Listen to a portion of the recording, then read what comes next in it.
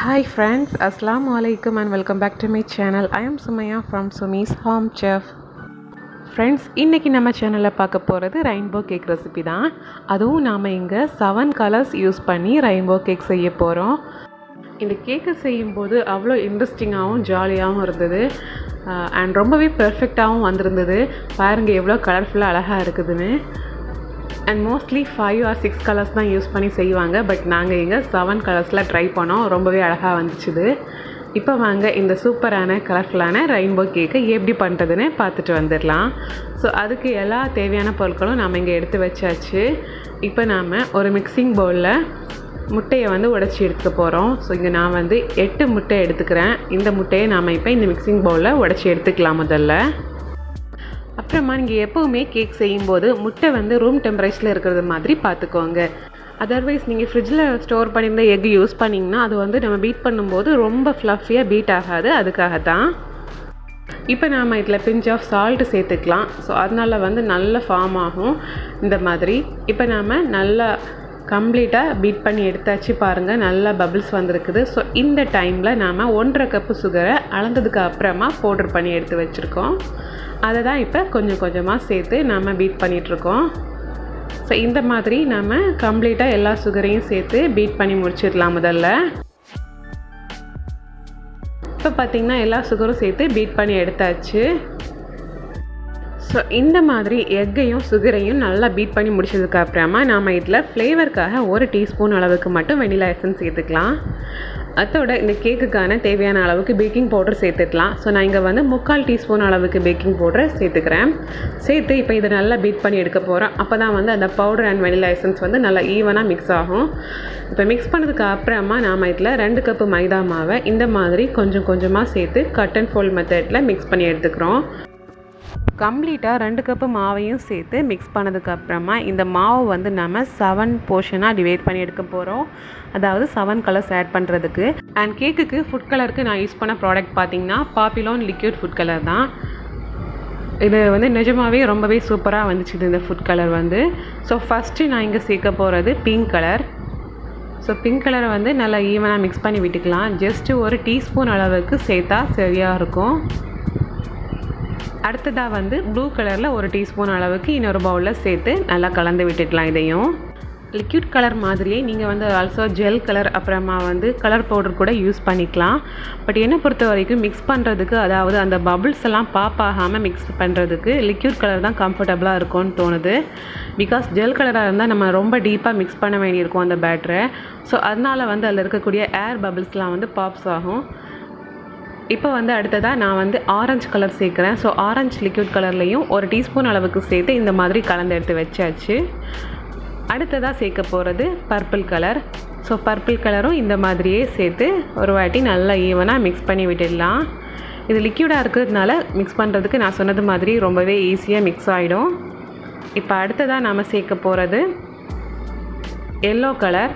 So yellow கலரும் நாம் இந்த மாதிரி 1 டீஸ்பூன் அளவுக்கு தான் சேர்த்து மிக்ஸ் பண்ணி எடுத்து வச்சுருக்கோம். அப்புறமா நாம் க்ரீன் கலர் சேர்க்க போகிறோம். ஸோ க்ரீன் கலரும் 1 டீஸ்பூன் அளவுக்கு சேர்த்துக்கலாம். இப்போ க்ரீன் கலரும் சேர்த்து நல்லா கலந்து விட்டதுக்கு அப்புறமா ஃபைனலாக நாம் ரெட் ஃபுட் கலர் சேர்க்க போகிறோம். க்ரீன் ரொம்பவே அழகாக இருக்குது பார்க்குறதுக்கு.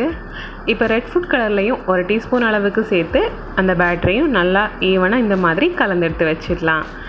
இப்போ நம்மளோட 7 கலர்ஸும் ரொம்பவே அழகாக கலர்ஃபுல்லாக தயாராக இருக்குது. இப்போ செய்ய ஆரம்பிக்கலாம். நான் இங்கே சின்ன மினி நான்ஸ்டிக் பேன் தான் யூஸ் பண்ணுறேன். அதில் லைட்டாக ஆயில் அண்ட் லைன் ஃப்ளவர் வச்சு டஸ்டிங் இருக்கும் ஒட்டாமல் இருக்கிறதுக்காக. இப்போ அதில் ஃபஸ்ட்டு நாம் ஆரஞ்சு கேக் பேட்டர் தான் விட்டுருக்கோம். ஸோ ஃபஸ்ட்டு ஆரஞ்சு லேயரை செஞ்சு முடிச்சிடலாம். ஜஸ்ட் ஒரு 10 to 15 மினிட்ஸ் நாம் லோ ஃப்ளேமில் தவா மேலே வச்சு பேக் பண்ணி எடுத்தாலே போதும். லிட் வச்சு பாருங்கள் ரொம்பவே அழகாக தயாராகிடுச்சு. ஸோ இந்த மாதிரியே நம்ம பேலன்ஸ் இருக்கக்கூடிய 6 கலர்ஸையும் செஞ்சு எடுக்க போகிறோம். அடுத்ததாக ப்ளூ ரெடி பண்ணியாச்சு. இதே மாதிரியே நாம் இப்போ க்ரீன்லேயும் செஞ்சு எடுத்தாச்சு. ஒவ்வொன்று நீங்கள் சூடோட மேலே மேலே அடுக்கக்கூடாது. அந்த மாதிரி அடுக்கும்போது ஒன்றோட ஒன்று அந்த கலர்ஸ் ஒட்டிக்கும். ஸோ கம்ப்ளீட்டாக ஆறுனதுக்கு அப்புறமா நீங்கள் அடுக்கி வச்சிங்கன்னா ஒட்டாது. இப்போ எல்லோ கலரும் ரெடி பண்ணியாச்சு. அடுத்ததாக நாம் ரெட் கலர் விட்டுருக்கோம். ரெட் கலரும் பேக் ஆகிடுச்சுது. இப்போ இதையும் நாம் எடுத்து மாற்றிட்டு அடுத்ததாக நாம் பர்பிள் கலரில் செஞ்சு எடுக்க போகிறோம். ஸோ இப்போ நம்மளோட பர்பிள் கலர் கேக்குக்கான லேயரும் தயாராகிடுச்சுது. இதே மாதிரியே பிங்க் கலரையும் நாம் செஞ்சு முடிச்சிடலாம். ஸோ அவ்வளோதான், நம்ம கம்ப்ளீட்டாக இப்போ 7 கலர்ஸ் லேயரையும் செஞ்சு முடிச்சாச்சு. இனி என்ன அரேஞ்ச் பண்ண வேண்டியது தான் பேலன்ஸ். ஸோ ரெயின்போ கேக்கை லேயர் பண்ண ஸ்டார்ட் பண்ணுறதுக்கு முன்னாடி பேஸில் இந்த மாதிரி லைட்டாக விப்பிங் க்ரீம் அப்ளை பண்ணிக்கோங்க. கேக் நல்லா ஒட்டிகிட்டு இருக்கிறதுக்காக அந்த பேஸ் இப்போ முதல்ல நம்ம பர்பிள் கலர் தான் வைக்கிறோம். வச்சுட்டு அதில் சுகர் வாட்டர் போர் பண்ணிக்கலாம். சுகர் வாட்டர் பார்த்திங்கன்னா ஒரு 2 கப்பு தண்ணியில் 4 டேபிள் ஸ்பூன் அளவுக்கு சுகர் போட்டு கலந்து எடுத்து வச்சது தான். இப்போ அதுலேயும் நாம் முதல்ல விப்பிங் க்ரீமை வச்சு ஈவனாக ஸ்ப்ரெட் பண்ணி விட்டுடலாம்.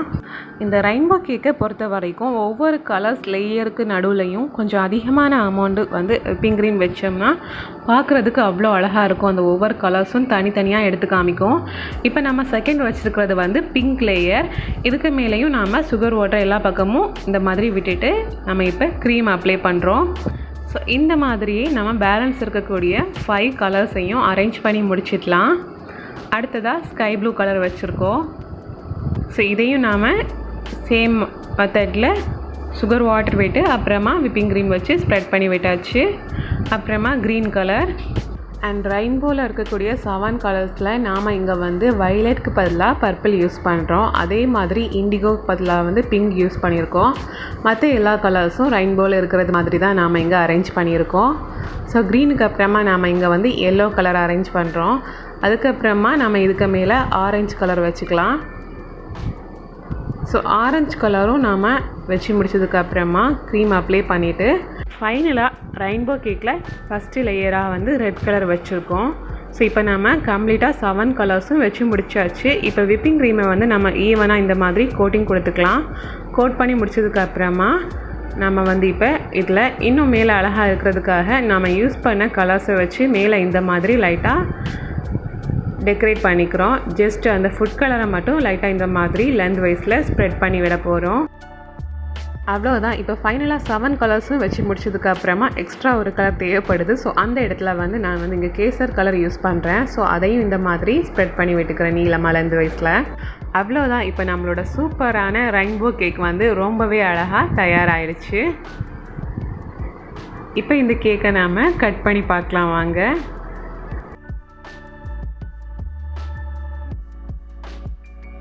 பாருங்கள், கட் பண்ணி முடிச்சதுக்கப்புறமா அதுக்கு உள்ளாடி இருக்கக்கூடிய அந்த லேயர்ஸ் கலர்ஸ் பார்க்குறதுக்கு அவ்வளோ அழகாக இருந்துச்சு, ரெயின்போ மாதிரியே. ஸோ ஃப்ரெண்ட்ஸ், நீங்களும் இந்த ரெசிபியை மறக்காமல் ட்ரை பண்ணி பாருங்கள். அண்ட் இந்த வீடியோ பிடிச்சிருந்தா வீடியோக்கு மறக்காமல் லைக் பண்ணுங்கள், ஷேர் பண்ணுங்கள், கமெண்ட் பண்ணுங்கள். இன்னும் இன்ட்ரெஸ்டிங்கான ரெசிபிஸ் பார்க்குறதுக்கு என்னோடய சேனலை மறக்காமல் சப்ஸ்கிரைப் பண்ணிக்கோங்க. இந்த நாள் இனிய நாளாக அமையட்டும். தேங்க்யூ ஸோ மச் ஃபார் வாட்சிங்.